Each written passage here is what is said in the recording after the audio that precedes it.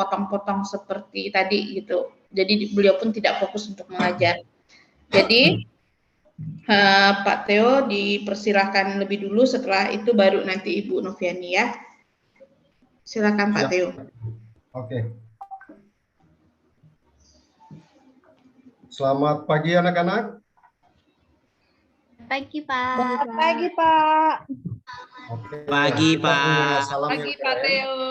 Anak-anakku sekalian, Bapak punya salam yang keren. Nanti Bapak akan mengucapkan apa kabar? Anak-anak jawab luar biasa. Yes, yes, yes. Yakin esok sukses. Oke, bisa? Bisa Pak. Oke, siap. Anak-anak, apa kabar?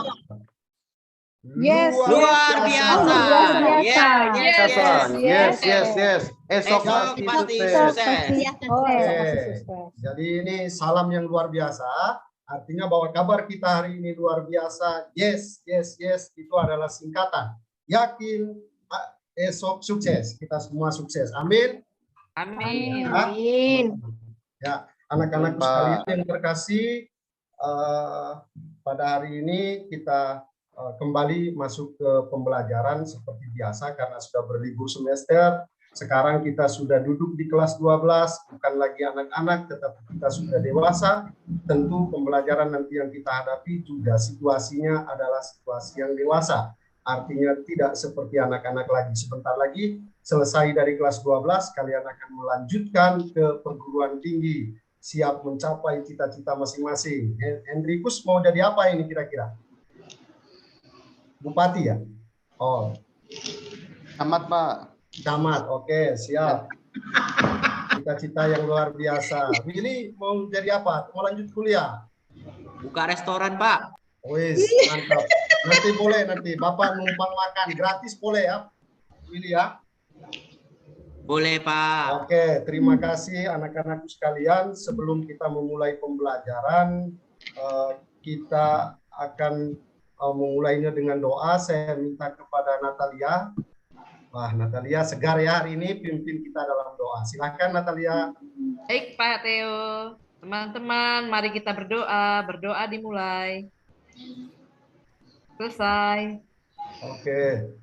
Terima kasih Natalia yang telah memimpin kita dalam doa. Semoga doa kita dikabulkan. Pembelajaran kita berjalan dengan lancar dan semua memahami materi yang Bapak sampaikan dan dapat mengaplikasikannya dalam kehidupan sehari-hari. Oke. Kita lanjut yang ke berikut. Bapak akan membagikan presensi, tapi nampaknya dari layar kelihatan hadir semua. Ya, Bapak akan membagikan presensi melalui Google Form.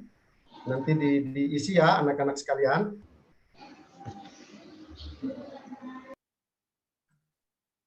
Baik Pak.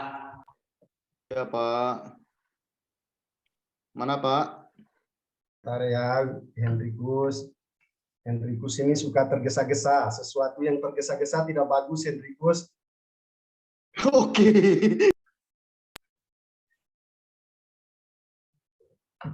Linknya sudah Bapak bagikan, silakan diisi ya anak-anak sekalian. Linknya sudah Bapak bagikan, silakan diisi. Ada nama di situ, tinggal dicentang. Kemudian kehadiran, hadir atau tidak, kelasnya juga sudah ada. Lengkap di situ ya anak-anak. Sudah Pak. Oke, siap. Willy, boleh melihat apa yang dipegang Bapak? Terlihat Willy? Gelas Pak, warnanya biru muda Pak. Ada tulisan Entrasol Pak. Mantap. Dede, apa yang Bapak pegang ini, Dede? Halo? Dede, apa bisa mendengar suara Bapak? Iya Pak, Entrasol. Nampaknya tulangnya Bapak sudah tua. Oke, siap. Terima kasih Dede, jawabannya betul. Kemudian kita lanjutkan ke Eli. Eli Yuspita, lihat apa yang Bapak pegang? Pak, turunkan sedikit Pak. Oke, siap. Terlalu ke atas gelas, ya, gelas Pak. Gelas. Entrasol tulisannya. Sudah? Ya, iya Pak. Oke. Ada gambar Pak. Ada gambar, ada apa lagi Willy? Ada tulisan, ada Warnanya biru, Pak. Warnanya biru, tulisannya putih, Pak. Gambarnya warna-warni. Eligia, lihat Eligia apa yang Bapak tunjukkan ini. Lihat Pak, gelas Pak. Oke, terima kasih. Jawabannya bagus dan benar semua. Tentu yang saya tunjukkan ini adalah sebuah objek yang nyata, ya. Kemudian anak-anakku sekalian memberikan pendapat, pandangan tentang apa yang terlihat, ya. Jadi ada yang menyatakan, Henrikus menyatakan bahwa itu gelas, Eligia mengatakan itu gelas juga, Dede mengatakan ada tulisan entrasol, ya. Banyak ragam sudut pandang pendapat tentang satu objek yang Bapak tunjukkan ini. Oke? Sudah memahami apa yang saya sampaikan dan apa yang saya tunjukkan ini. Saya mau mengarahkan bahwa pembelajaran hari ini kita akan belajar tentang teks editorial. Nah, nanti seperti apa teks editorial? Gambarannya umum bahwa pendapat seseorang terhadap sebuah peristiwa. Jadi sudut pandang itu pasti berbeda-beda tentang satu peristiwa saja. Seperti yang kamu tunjukkan tadi, bahwa ada tulisan entrasol, ini adalah gelas, ini adalah cangkir, ada warnanya biru. Jadi sudut pandang itu beragam terhadap satu objek yang terlihat atau satu peristiwa yang terlihat. Oke? Selanjutnya dari persepsi ini kita lanjutkan dengan Bapak akan menyampaikan apa yang mau kita pelajari hari ini. Saya akan bagikan layar.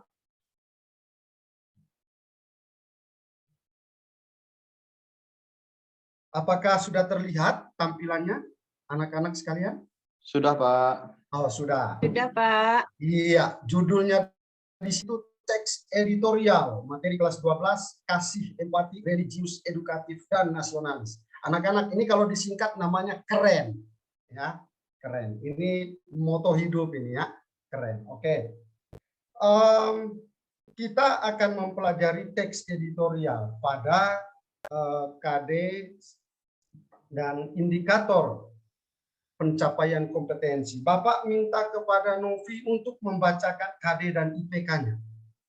Baik, Pak. KD kompetensi dasar dan indikator penilaian kompetensi. KD 3.5 mengidentifikasi informasi, pendapat, alternatif, solusi, dan simpulan terhadap suatu isu dalam teks editorial. IPK 3.5.1 menelaah isi teks editorial. Oke, terima kasih Noviani atas waktu untuk membaca teks yang Bapak bagikan. Selanjutnya, Yani minta tolong bacakan tujuan pembelajaran yang akan kita capai pada hari ini. Baik, Bapak. Tujuan pembelajaran. Setelah peserta didik mengikuti kegiatan pembelajaran melalui model PBL, dapat menelaah isi teks editorial dengan tepat. Oke, terima kasih untuk semua yang telah membacanya. Bapak menyampaikan kembali bahwa pembelajaran kita hari ini adalah mengidentifikasi teks editorial. Kemudian setelah itu peserta didik atau anak-anakku sekalian akan menelaah isi teks editorial tersebut. Dan tujuan yang harus kita capai pada hari ini adalah bahwa setelah kalian mengikuti pembelajaran ini melalui model PBL, kalian dapat menelaah isi teks editorial dengan tepat dan benar. Oke, seperti gambaran awal tadi bahwa Bapak menunjukkan sebuah gelas dengan sudut pandang anak-anak sekalian yang berbeda tadi. Bapak mau menyatakan bahwa sama halnya seperti Henrikus, seperti Dede, misalnya dalam perjalanan pulang ke rumahnya masing-masing, ada jalannya yang begitu jelek, lumpur, jalannya sudah diaspal tapi banyak lubangnya. Tentu berdasarkan permasalahan itu, Dede menyatakan bahwa memberikan pandangan bahwa jalan yang jelek ini karena dia memberikan argumentasi bahwa ini kualitas pengerjaan jalan tidak bagus. Kemudian pandangan Henrikus lain, ternyata daerah saya memang tanahnya gambut sehingga sebagus apapun jalan yang dibuat tetap buruk. Kemudian ada pandangan-pandangan yang lain tentang apa yang dialami atau peristiwa-peristiwa yang dialami. Nah, ini gambaran singkat tentang apa itu teks editorial. Nah, sekarang Bapak akan membagikan satu buah video untuk anak-anakku sekalian kira-kira mendapatkan gambaran tentang seperti apa teks editorial. Jadi melihat sebuah peristiwa lalu kemudian memberikan pandangan terhadap peristiwa itu dengan sudut pandang yang berbeda-beda. Ingat bahwa pandangan yang diberikan itu bersifat solutif, solusi, artinya memberikan sebuah saran, jalan keluar, sehingga ada perlakuan atau ada tindakan, biasanya seperti itu. Jadi membuat seseorang terpengaruh untuk bisa melakukan sesuatu atas opini atau pandangan anak-anak sekalian. Mari kita lihat contoh videonya.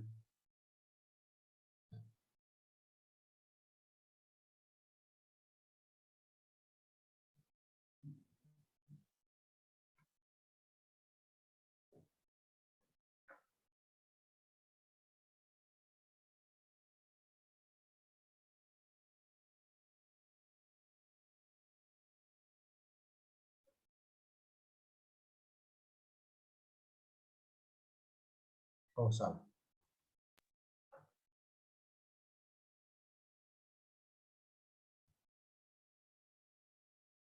Sebentar ya anak-anak. Bapak sedang menuju ke YouTube.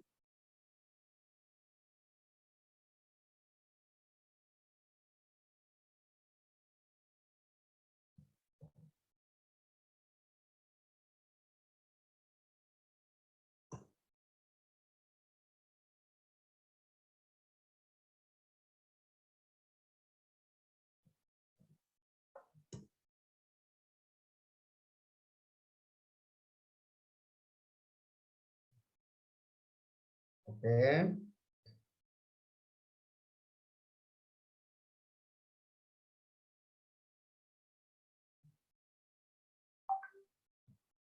Oke, selamat. Ini sebuah teks editorial berjudul Cegah Perilaku Bullying dan Kekerasan Anak Sejak Dini. Selamat menyaksikan. Mohon supaya dengan cermat ya.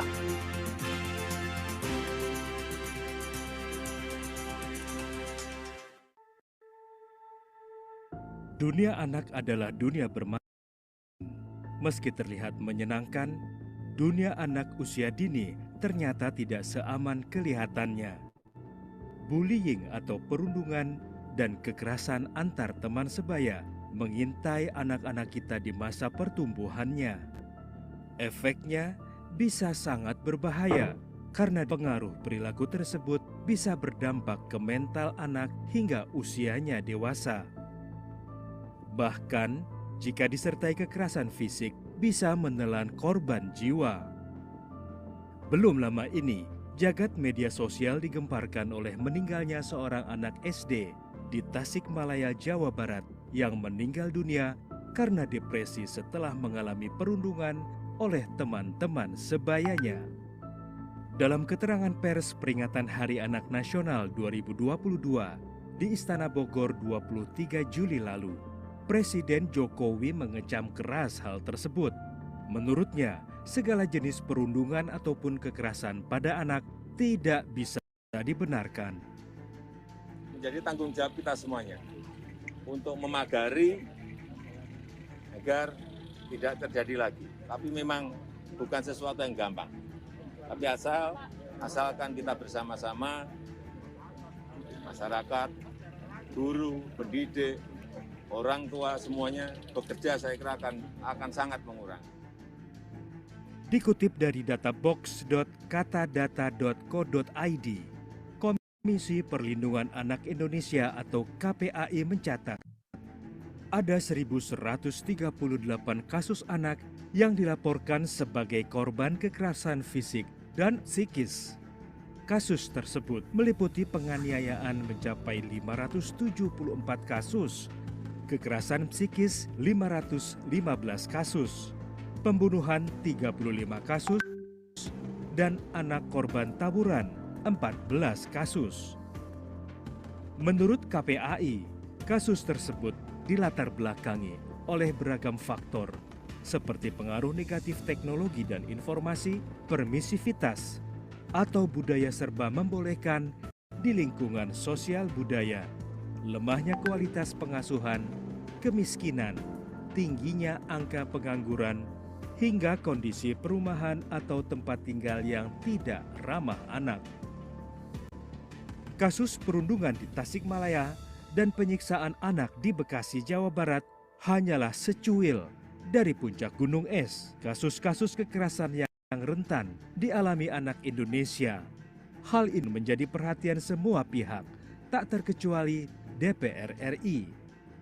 Anggota Komisi 8 DPR RI Seli Andriani Gantina menjelaskan, persoalan kekerasan seksual dan bullying tidak hanya soal penanganan dari segi hukum. Menurutnya, Kementerian PPPA berperan penting dalam melakukan edukasi dan literasi sebagai upaya pencegahan kekerasan dan bullying pada anak. Fungsi koordinasi yang dimiliki Kementerian PPPA dinilai kurang efektif dalam pencegahan kasus kekerasan dan bullying. Mengingat diperlukan koordinasi dengan beberapa kementerian terkait, salah satunya adalah Kementerian Pendidikan.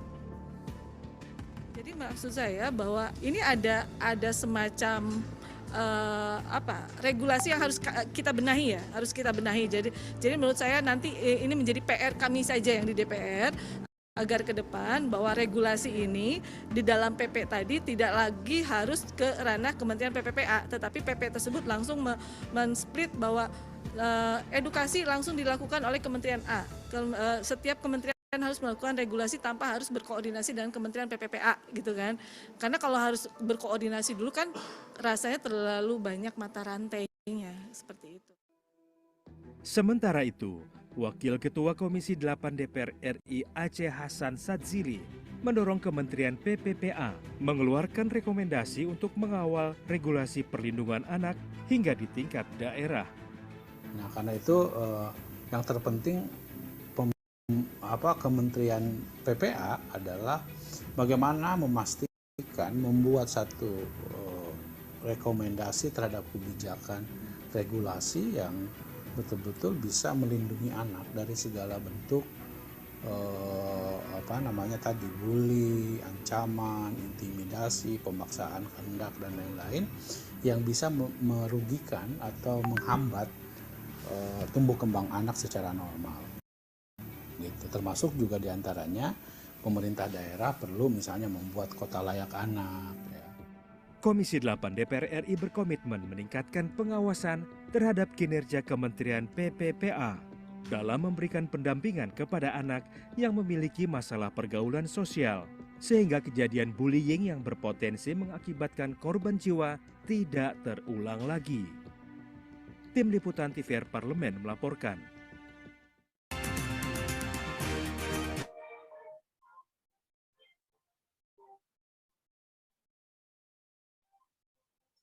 Oke, anak-anakku sekalian, apakah terdengar dengan jelas video yang Bapak tayangkan tadi? Terdengar, Pak. Terdengar, Pak. Dengar, Pak. Jelas. Tidak ada gangguan sinyal mungkin? Tidak, Pak. Tidak ada ya? Syukurlah kalau begitu. Nah, sudah simak dengan baik tadi, Willy? Sudah, Pak. Sudah. Apa tanggapan Willy terhadap video tersebut? Kita harus mencegah bullying pada anak sekolah dasar, Pak. Oke, terima kasih Willy. Bagus sekali jawabannya. Sekarang Selvi. Selvia, hadir Selvia? Hadir, oke. Berdasarkan video yang ditayangkan Bapak tadi, kira-kira apa yang disimak oleh Selvia tentang video tadi? Apa poin-poin penting yang Selvia simak? Apa ya tadi ya Pak? Ya panjang banyak Pak. Jadi tadi Om Panjang. Pak hanya ingat-ingat sedikit bahwa tentang perlindungan anak-anak. Oh iya.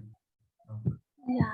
Terima kasih Selvia. Siswa kelas 12 itu harus punya kemampuan menyimak yang lebih bagus lagi ya Selvia ya.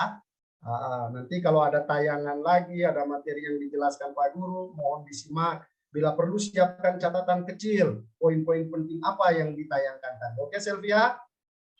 Teman-teman yang lain mohon diperhatikan itu ya. Saya lanjutkan ke Eligia. Apa poin-poin penting dari tayangan yang ditayangkan oleh Bapak tadi? Eligia? Halo Eligia. Kalau ini Eligia gangguan sinyal kayaknya. Oh, lagi makan. Maaf ya Eligia. Enggak, Pak. Maaf, Apa Pak, poin tadi lagi telepon dari orang tua. tayangan tadi Eligia? Enggak, tadi lagi izin sebentar. Yang saya lihat ada anak SD, Pak. Anak SD, kemudian hanya itu aja, Pak. Tadi Hanya enggak itu. kedengaran. Oke, ini sama kayak Sylvia juga ini. Mungkin gangguan sinyal, mungkin gangguan otak ya. Sehingga Ada Pak Presiden Pak tadi Pak. Iya. Iya. Tingkat SLTA apalagi kelas 12 itu sudah dewasa, punya kemampuan yang bagus, menyimak yang lebih bagus ya. Jadi tolong diperhatikan itu pembelajaran nanti ke depannya, tolong kemampuan menyimaknya harus ditingkatkan ya Noviani ya. Oke. Oke. Tadi video tadi mengarahkan kita pada sebuah materi yang nanti mau Bapak sampaikan tentang teks editorial.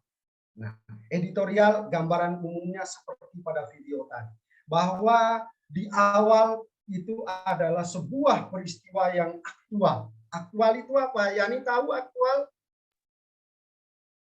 Aktual itu artinya yang terbaru, Pak, atau terkini. Betul sekali.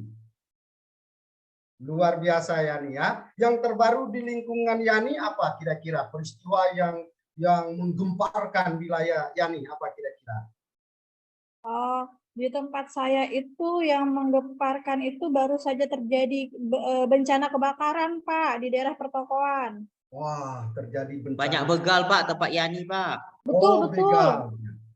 Ya, semua peristiwa yang terjadi tadi yang disebutkan oleh Yani di sekitar lingkungan yang baru saja terjadi, tentunya adalah persoalan yang sedang dihadapi dan masing-masing orang di setiap di lingkungan di mana Yani tinggal tentu memiliki sudut pandang yang berbeda tentang kebakaran tadi misalnya. Ada yang beranggapan bahwa itu terjadi arus pendek, korslet misalnya. Ada yang bilang masak air lalu ketiduran, kompornya meledak, macam-macam. Persepsi, interpretasi, pandangan, opini yang muncul ketika peristiwa itu terjadi. Nah, video tadi menggambarkan bahwa ada sebuah peristiwa yang terkini, bahkan terjadi di lingkungan. Di kelas kita juga pasti ada nih. Henrikus pasti sering nih bully Eli Yuspita misalnya. Kalau bully itu bahasa Inggris ya anak-anak. Bahasa Indonesianya namanya perundungan. Coba diulangi apa tadi namanya? Perundungan. Perundungan. Mantap, bagus ya. Perundungan. Henrikus, perundungan itu adalah kita melakukan hal-hal yang memang menyakiti perasaan orang lain dengan menyebutkan fisiknya, kekurangan fisik lah terutama yang kita buat. Misalnya, oh Bapak ini kan dari timur ini, hitam. Oh, tiba-tiba ada yang bilang, wah kok gosong Bapak ini ya. Nah ini salah satu perilaku bully. Nah itu seperti video tadi ya, peristiwa dalam video tadi. Lalu berdasarkan peristiwa bully ini, bahkan akan ada peristiwa selanjutnya yang disebut dengan fenomena, ya rentetan peristiwa, terjadi bunuh diri, terjadi menghindarkan diri dari orang lain, kemudian merasa diri tidak ada maknanya, merasa diri kecil. Nah ini adalah efek-efeknya. Berdasarkan peristiwa tadi, semua orang memberikan pandangan, memberikan argumentasi, memberikan opininya masing-masing bahwa peristiwa itu bisa saja terjadi karena hal-hal yang seperti disampaikan di video tadi, ya. Dan kemudian apa akibatnya? Apa solusi yang harus diatasi? Bahkan Presiden sendiri juga memberikan pandangan terhadap peristiwa tadi. Oke? Nah, inilah kira-kira yang kita pelajari tentang teks editorial. Oke? Bisa dipahami kira-kira anak-anak? Bisa, Pak. Oke, Bisa, Pak, kalau bisa. kira-kira sudah punya gambaran tentang teks editorial, mari saya ajak anak-anakku sekalian melihat materi teks editorial. Oke.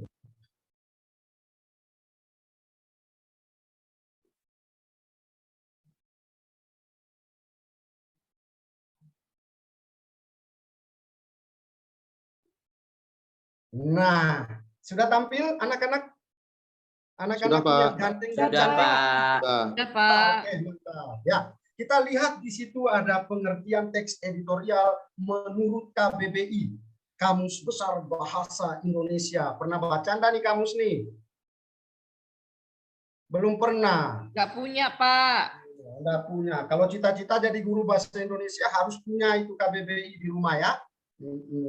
Ya, Pak. Nah, ini pengertian menurut KBBI. Coba nanti anak-anakku sekalian bernalar tentang apa yang sudah disampaikan di awal tadi, gambaran mengenai apa itu editorial dengan pengertian yang ditampilkan ini. Nah, kita lihat berdasarkan KBBI, editorial memiliki dua arti. Pertama, edit. Pernah mengedit? Memperbaiki? Pernah, anak-anak? Pernah, Pak. Oke, ya. Editorial memiliki arti mengenai atau berhubungan dengan editor atau pengeditan. Kedua, editorial berarti artikel dalam surat kabar atau majalah atau media massa yang lainnya mengungkapkan pendirian, opini, pandangan editor atau pimpinan surat kabar majalah tersebut mengenai beberapa pokok permasalahan atau peristiwa yang aktual atau yang terbaru. Nah, itu pengertian KBBI. Dari itu kita simpulkan bahwa arti dari editorial adalah konsep adalah sebuah artikel yang mengungkapkan pendirian atau pandangan, opini atau dari pimpinan media terhadap suatu peristiwa atau masalah dari berbagai macam hal, mulai dari masalah ya politik, ekonomi, pendidikan, sosial dan macam-macam seperti yang terjadi di sekitar lingkungan kita. Oke, untuk pengertiannya sudah paham? Novi, sudah paham pengertiannya? Sudah, Pak. Sudah. Oke, Novi, cantik kamu. 2 bulan saja cukup ya. Oke, siap. Selanjutnya, kita akan melihat ciri-ciri dari teks editorial. Yang pertama adalah aktual dan faktual. Apa itu aktual? Nah, seperti yang disampaikan oleh teman kita Yani tadi bahwa aktual adalah peristiwa yang baru saja terjadi, yang hangat, yang sedang dibicarakan di sekitar kita, atau gaya anak muda seperti kalian menyebutkan viral. Nah, tahu kan viral? Tahu, Pak. Lagi Kalau sekarang ini yang lagi viral apa? Yo. Artis cerai, Pak. Artis cerai. Wah, ini tontonan yang tidak mendidik ya. Nanti tolong jangan terlalu sering, boleh sekali-sekali boleh ya, supaya dapat inspirasi cantik dan gantengnya, tetapi sifat-sifat seperti itu jangan ditiru yang cerai-cerai ya. Oke, kita lanjut. Teks harus mengangkat informasi yang tengah hangat di perbincangan, itu penjelasannya tadi sudah saya secara lisan. Yang kedua, sistematis dan logis. Sistematis artinya terstruktur. Logis itu artinya masuk di akal, nalar, bisa diterima oleh akal sehat. Ya, jadi sebuah pandangan tentang peristiwa yang terjadi dalam teks editorial itu harus masuk akal, bisa diterima oleh akal sehat, pandangan atau argumentasi itu. Kemudian yang berikut adalah argumentatif. Artinya bahwa dalam teks editorial kita tidak hanya memberikan argumentasi, alasan mengapa saya memberikan pandangan saya terhadap peristiwa itu saja, tetapi juga bahwa berdasarkan hal-hal yang masuk akal, yang kemudian bisa dipercaya kebenarannya. Paham sampai di sini anak-anak ciri-ciri teks editorial? Paham ya? Paham dan Natalia? Paham, Pak. Nah, Natalia fokus ya. Kalau enggak nanti Bapak celup di air nanti. Nah, ya, bercanda ya Natalia ya. Lanjut. Iya, Pak. Sekarang kita masuk ke struktur. Wah, ini terlewat nih. Bapak terlalu bersemangat pencet-pencet jadi terlewat.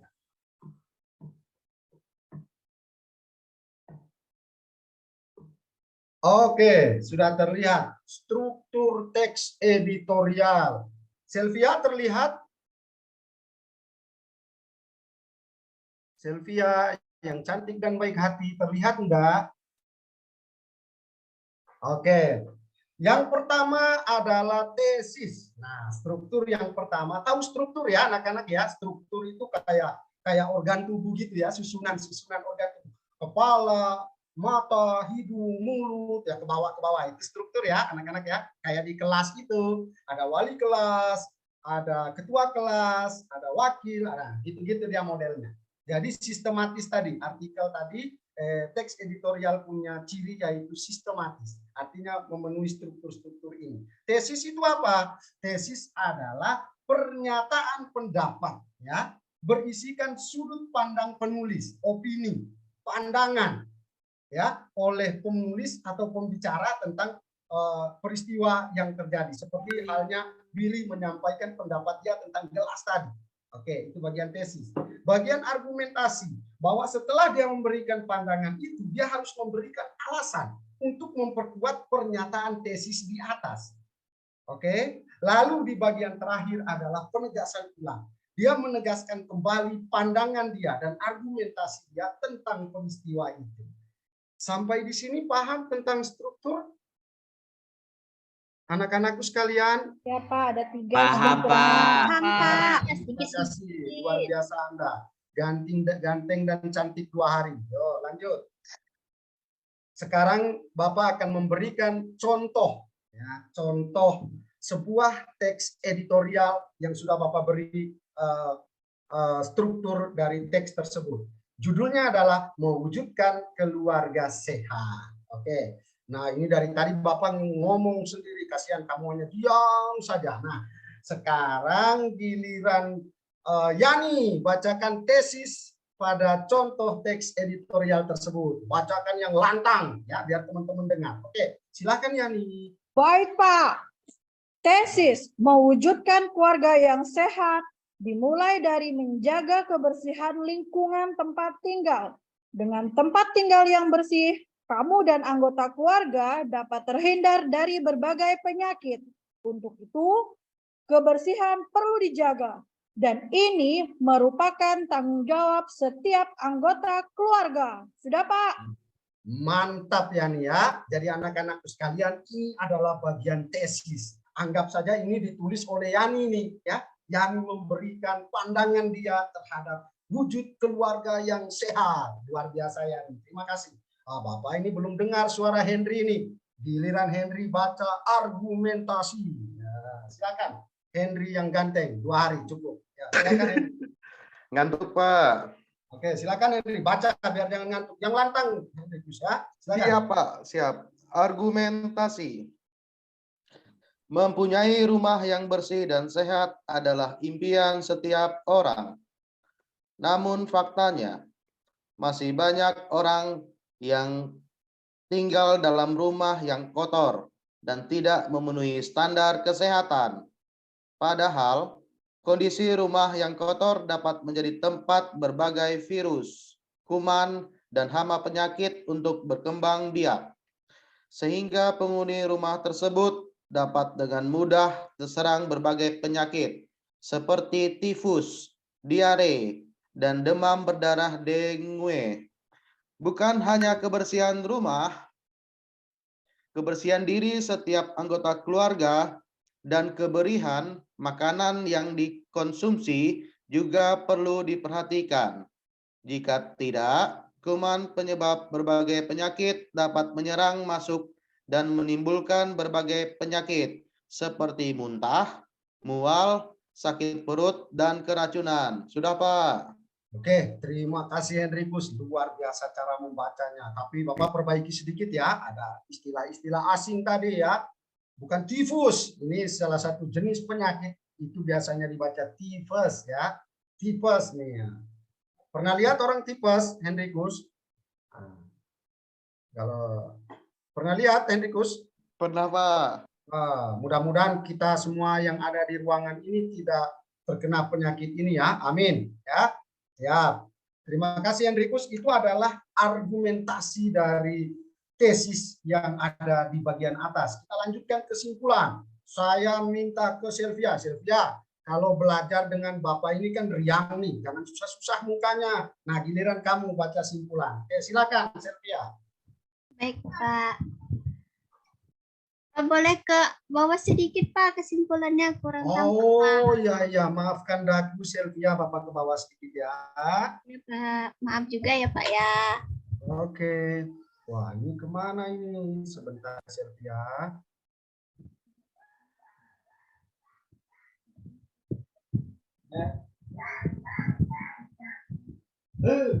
Sudah mentok itu, Sylvia.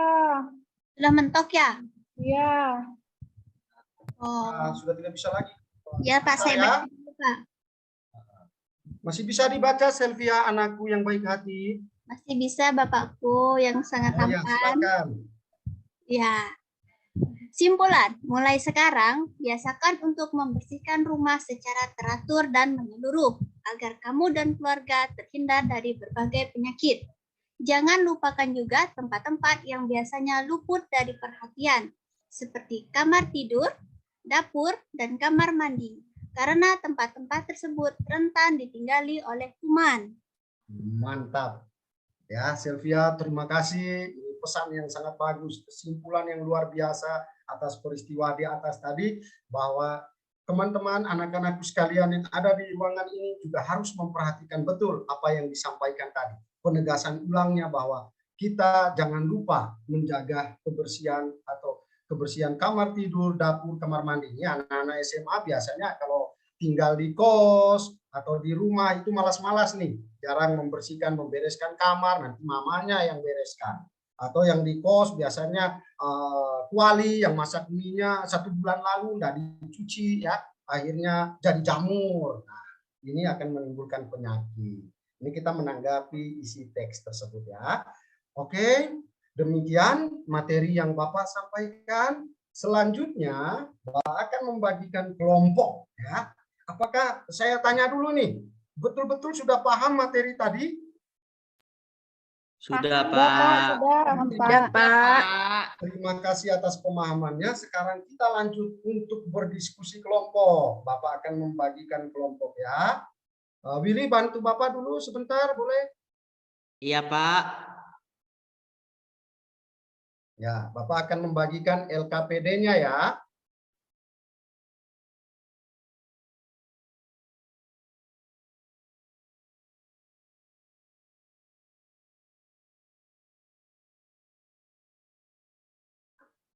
Sebentar Willy, sebentar Bapak bagikan dulu LKPD-nya.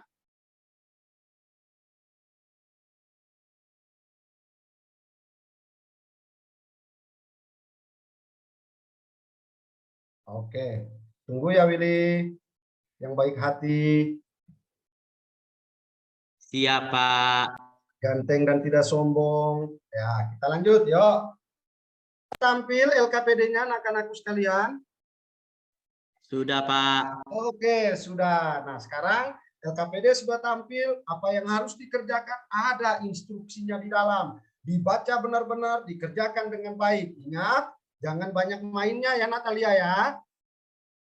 Pak. Ya, oke. Silakan Willy bantu Bapak bagi dalam kelompok.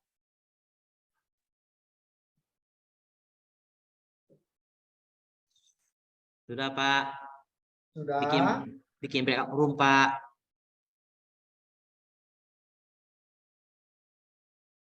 Nah, ini dari mana benda ini, Bang?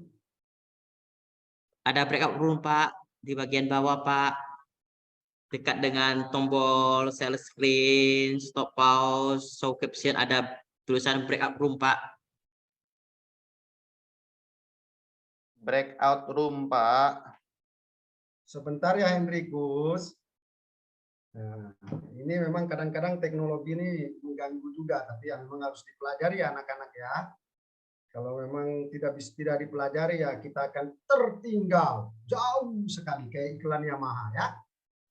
Yang mana Siap, ini? Pak. Breakout room. Wow. Di bagian more, Pak. More. Oh iya. Lalu Memang Pak, Deddy sama Willy suka menyesatkan. Ini More, Pak, yang ada tulisan more. Oke. Sudah ya.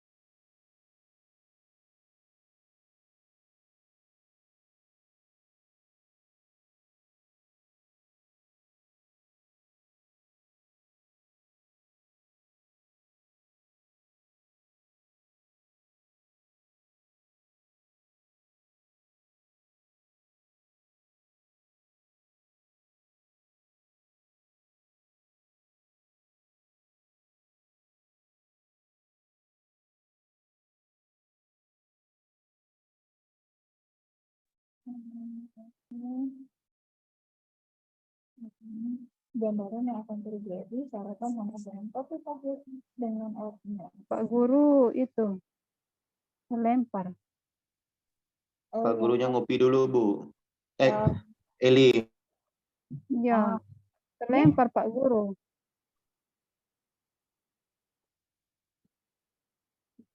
Apa ya hari ini banyak kendala. Lempar terus.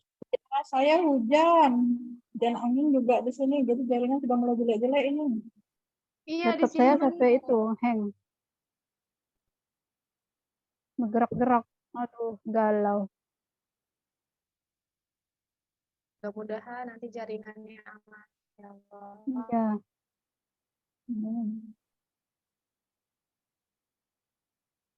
Halo anak-anak sekalian. Halo ya Bapak. Mohon maaf ini Bapak salah pencet lalu terlempar pula ini. Apakah tugasnya sudah diselesaikan? Sudah Pak.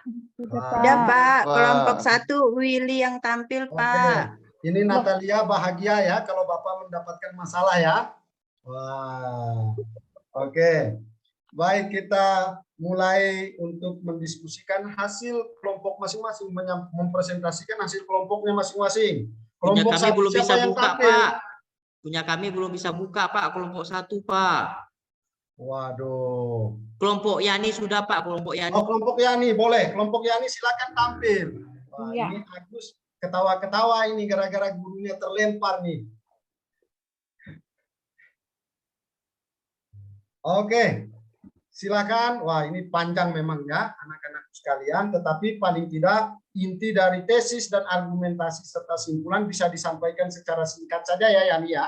Iya, Bisa Pak. Yani? Bisa, Pak. Oke, silakan Yani.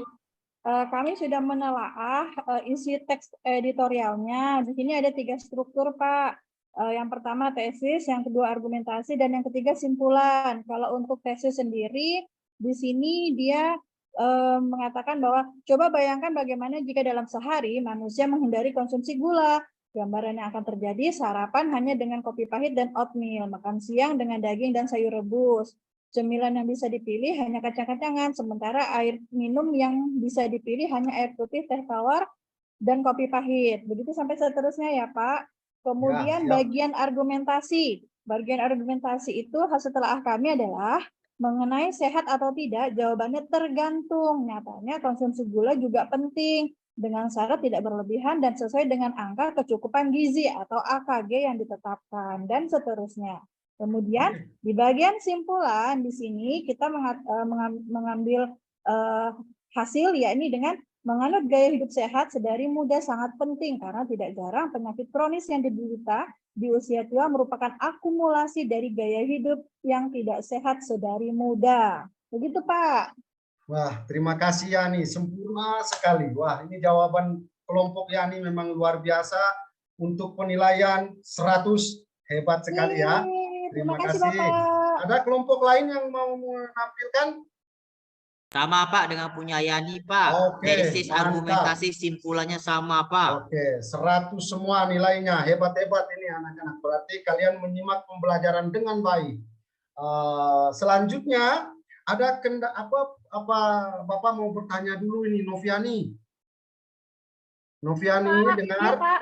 Dengar, Pak. Noviani, anak-anakku sekalian harus selalu siap nih karena Bapak akan menentukan siapa saja itu secara acak, jadi tidak pakai urutan ya. Noviani, apa kendala atau hambatan dalam belajar teks editorial ini atau kurang pahamnya di bagian mana, Noviani?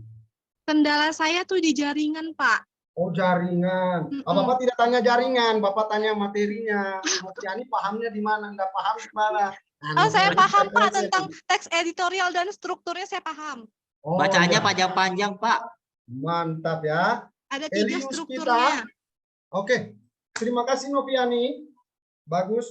Elius Pitap. Iya, Pak. Apa hambatan Eli dalam mempelajari teks editorial ini selama diskusi tadi dengan teman-teman? Ya, tadi cuman di bagian tesis saja, Pak, agak ada perbedaan, tapi sudah baik, Pak. Sudah bisa menemukan. Wah, mantap sekali. Luar biasa ya. Oke, Willy, ada hambatan mungkin? Atau yang belum paham dalam materi tadi, teks editorial? Tidak Pak, coba bacaannya panjang Pak. Oh ya memang, bahasa Indonesia bacaannya panjang memang. Maka kita sudah kelas 12 itu, memang kita sudah dibiasakan dengan membaca cepat. Ya, bukan lagi anak SMP 250 kata per menit ya. Kita ini sudah SMA, harus bisa membaca scanning. Nah, kira-kira kurang lebih begitu, membaca cepat, tek gitu ya. Oke, nah kira-kira seperti itulah materi kita tentang teks editorial. Harapan saya bahwa semua yang disampaikan tadi anak-anakku sekalian memahami betul isi teks editorial dan mampu menelaah isi teks editorial. Yang ada berapa tadi strukturnya, Natalia? Pak. Ada berapa, Natalia? Tiga Pak. 3. Apa saja isinya? Tesis, argumentasi, simpulan, Pak. Oh, mantap. Luar biasa, Natalia. Cantik 2 hari ya. Oke. Hari berikutnya nggak cantik ya, Pak ya? Iya, hari berikutnya cukuplah. 2 hari pas malam minggu cukup untuk pacar ya. Oke.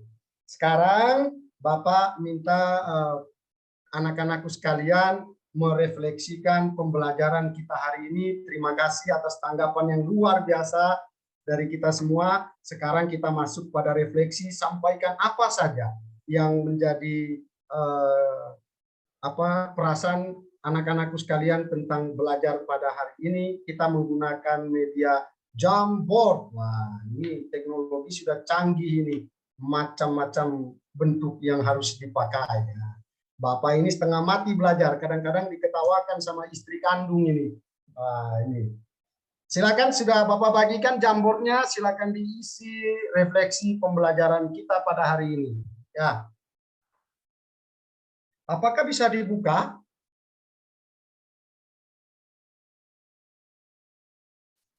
Elius Pita, kok miring-miring begitu? Kepalanya di bawah, Anda muntahkah?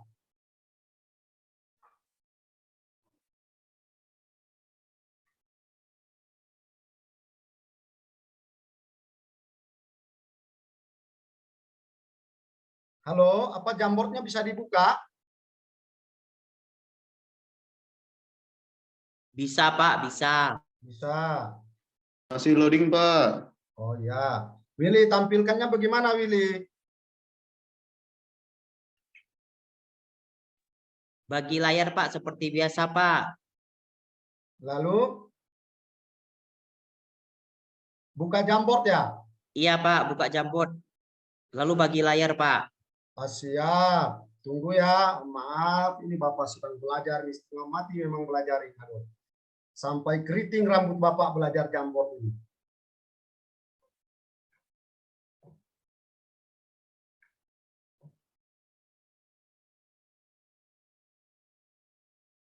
Oke.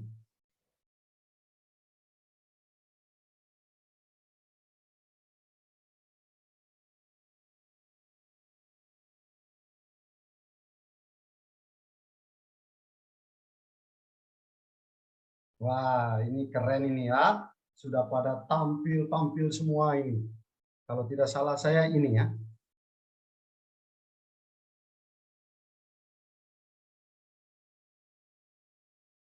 Yang ini, wah mantap ini. Ya, Henrikus, dibaca dulu Henrikus yang warna pink. Kamu suka nona-nona kan Henrikus? Ah, baca pink itu.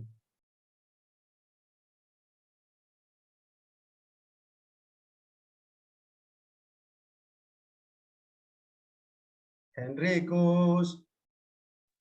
Ya, Pak. Ya, baca yang pink itu, punya Yani itu, yang cantik dan baik hati. Kamu kan suka itu, yang pink itu. Silakan. Belajar tentang struktur editorial, Pak. Koma, Yani. Oke. Nggak usah disebut. Silakan Yani. Yani giliran baca yang warna hijau stabilo. Ya, pengertian dan struktur teks editorial dari Selfie. Oke, mantap. Wah, ini banyak sekali nih ya. Kita lanjut. Willy, silakan pilih mana yang mau dibaca Willy. Punya Natalia, Pak. Senang, Pak, tapi sedih. Cantiknya cuma 2 hari, Pak. Wah, ini Natalia ini agak error ini isi kepalanya ini. Natalia, tolong banyak refreshing ya. Ya. Nyelam-nyelam di sungai biar otaknya segar lagi. Oke. Lanjut. Tenggelam, Pak. Noviani, silakan. Pak, yang hijau ya, Pak. Sudah yang hijau boleh ya. Yang hijau sudah. Yang hijau sudah. Noviani suka yang segar-segar nih. Silakan. Bapak masih segar enggak Noviani? Segar banget, Bapak. Oh, nice. Yang Willy ya. Willy, belajar cara menelaah struktur editorial. Oke. Terima kasih anak-anak sekalian atas refleksi yang telah kalian berikan. Isinya positif semua. Bapak juga senang atas semua pembelajaran hari ini. Kalian antusias, bekerja sama dengan baik, menanggapi persoalan, menanggapi materi dengan positif. Terima kasih ya. Pembelajaran kita memang sudah selesai. Mudah-mudahan tujuan yang tadi mau kita capai tercapai. Saya harap semua paham tentang materi tadi ya. Pembelajaran selanjutnya nanti kita masih di teks editorial, kita akan membuat, ya, kita produksi 1 buah teks editorial. Nanti selanjutnya Bapak akan jelaskan tentang kebahasaan, kemudian langkah-langkah membuat teks editorial. Oke, anak-anak sekalian, tadi kita sudah mempelajari teks editorial. Ya. Harapan saya bahwa kehidupan sehari-hari dalam yang dihadapi oleh anak-anak sekalian itu banyak sekali peristiwa. Harapan saya bahwa dengan belajar teks editorial tadi, bahwa pandangan-pandangan, opini serta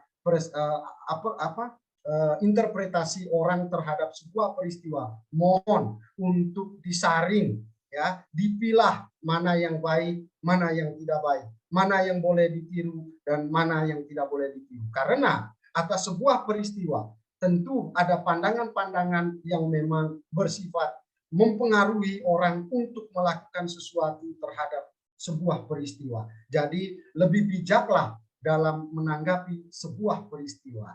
Oke, demikian yang dapat Bapak sampaikan. Semoga pembelajaran kita pada hari ini berkenan untuk hari-hari depan kalian dan tumbuh kembang kalian menjadi orang-orang baik.